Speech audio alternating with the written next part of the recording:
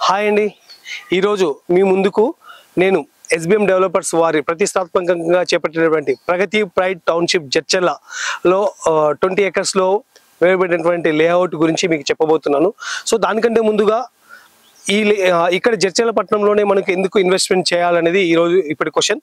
So Jadcherla పట్టణంలో investment చేయాలి, ఈ వెంచర్లోనే ఎందుకు ఇన్వెస్ట్మెంట్ చేయాలి అనేది ఒక క్వశ్చన్ చూసుకుంటే, ఫస్ట్ థింగ్ దీంట్లో ఉన్నటువంటి ప్రత్యేకతల గురించి మీకు చెప్తాను. ఇది ముడా అప్రూవ్డ్ లేఅవుట్, తర్వాత టిఎస్ రేరా రిజిస్టర్డ్, రిజిస్ట్రేషన్కు స్పాట్ రిజిస్ట్రేషన్ ఉంది. తర్వాత లీగల్ పరంగా చూసుకుంటే 100% క్లియర్ టైటిల్. మనకు 1954 నుంచి ఇప్పటి వరకు ఏదైనా లింక్ డాక్యుమెంట్ చూసుకున్న ప్రతి ఒక్క లింక్ ఇక్కడ మనకు లీగల్ డాక్యుమెంట్లో అన్ని వివరాలు మనకు ఉన్నాయి.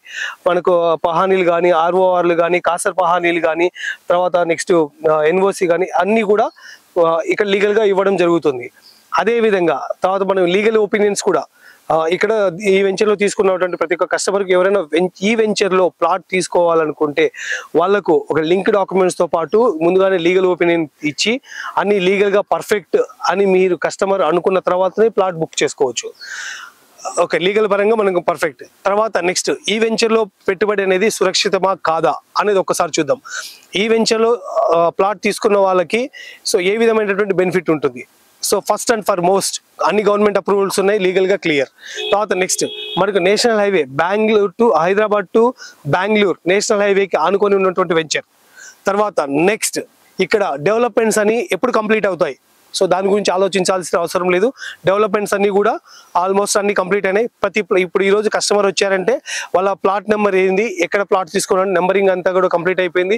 రోడ్స్ అన్ని కూడా కంప్లీట్ అయిపోయినాయి. అవెన్యూ ప్లాంటేషన్ ఏవైతే యాజ్ పర్ గవర్నమెంట్ నామ్స్ ప్రకారం డెవలప్మెంట్ ఏదైతే చేయాలో ఆ డెవలప్మెంట్స్ అన్ని కూడా చేయడం జరిగింది. తర్వాత నెక్స్ట్ ఈ వెంచర్లో ప్లాట్ తీసుకున్న తర్వాత నెక్స్ట్ అప్రిషియేషన్ ఎలా ఉంటున్నది నెక్స్ట్ క్వశ్చన్. సో ఇప్పుడు మనకు నేషనల్ హైవేకి ఆనుకొని ఉన్నది. తర్వాత నెక్స్ట్ జడ్చర్ల పట్టణానికి ఇమీడియట్గా నెక్స్ట్ వెంచర్ మనది. తర్వాత ఇక్కడ ఎన్నో రకాలుగా అభివృద్ధి చెందినటువంటి SEZలకు దగ్గరగా ఉంది. మ్యానుఫ్యాక్చరింగ్ జోన్ కానీ, తర్వాత నెక్స్ట్ ఫార్మాసిటికల్ జోన్ కానీ, తర్వాత కాలేజెస్ కానీ, ఎడ్యుకేషనల్ ఇన్స్టిట్యూట్స్ కానీ ఇవన్నీ కూడా ఇక్కడ నియర్ బై ఉన్నాయి. తర్వాత నెక్స్ట్ హైదరాబాద్ పట్టణానికి మనము ట్రాన్స్పోర్టేషన్ ఈజీగా ఉంది, 1 hourలో చేరుకోవచ్చు. అదేవిధంగా కర్నూలు, తర్వాత నెక్స్ట్ మనకు తెలంగాణ, ఆంధ్ర స్టేట్స్కి కనెక్టివిటీ అనేది చాలా ఈజీగా ఉంది. ఇంకొకటి ఇక్కడ చెప్పాల్సింది ఏంటంటే, మనకు అమరాజా బ్యాటరీస్ ఏదైతే ఒక గిగా హబ్ సెంటర్ ఏర్పాటు చేయబోతున్నారు దివిటిపల్లి SEZ దగ్గర. So it is only 4 km డిస్టెన్స్లో ఉంది. తర్వాత నెక్స్ట్ ఈ మన వెంచర్ నుంచి చుట్టుపక్కల వచ్చేసి రేడియస్లో చూసుకుంటే గవర్నమెంట్ సెక్టార్స్ కానీ, ప్రైవేట్ సెక్టార్స్ కానీ, ఇండస్ట్రీస్ కానీ, ఎంప్లాయ్మెంట్ పరంగా అన్ని చూసుకుంటే ఆల్మోస్ట్ ఒక 2 to 3 lakhs ఎంప్లాయ్మెంట్ అనేది ఉంది. సో ఆ పరంగా మనకు గ్రోత్ కారిడార్ చూసుకుంటే పాపులేషన్ ఇప్పుడు ఉన్నటువంటి పాపులేషన్ బేస్ చేసుకుంటూ పెరుగుతుంటే, సో ఈ ఏరియా అనేది ఇప్పుడు జడ్చర్ల టౌన్లో ఏదైతే సర్కిల్ దగ్గర ఉన్నటువంటి ప్రైస్ ఈరోజు ఏదైతే ఉందో నెక్స్ట్ అదే ప్రైస్ మనం 2 నుంచి 3 సంవత్సరాల తర్వాత అదే ప్రైస్ మనం ఇక్కడ ఎక్స్పెక్ట్ చేయొచ్చు. సో దాన్ని బట్టి మనము ఇప్పుడు ఈరోజు మనం ఇన్వెస్ట్మెంట్ చేసేది నెక్స్ట్ 2 to 3 years లోపల ఎంత రిటర్న్స్ ఉంటుందో మనమే ఎస్టిమేట్ చేసుకోవచ్చు. సో ఇన్వెస్ట్మెంట్కి పర్ఫెక్ట్ వెంచర్.